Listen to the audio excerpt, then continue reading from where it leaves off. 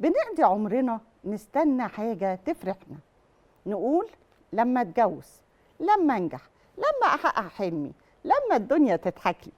بس ننسى نعيش اللحظة اللي احنا فيها. احنا كبشر بنعيش على فكرة الانتظار، مستنيين فرصة، علاقة، خبر حلو، تغيير مفاجئ. بتصدق دايما ان بكرة في حاجة هتحصل وهتخلينا مبسوطين اخر حاجة. بس يا ترى هو اللي جاي احنا مستنيينه فعلا، ولا احنا بس بنهرب من الحاضر؟ بنحط سعادتنا في ايد حاجة لسه ما وصلتش وننسى نعيش. عارفين احنا ليه ساعات بنحس ان السعادة بعيدة؟ علشان حطيناها في حاجة لسه ما حصلتش وربطناها ببعدين. بس البعدين ده ساعات ما بيجيش، والنهاردة بيعدي واحنا مستنيين. مازن ميديا برودكشن.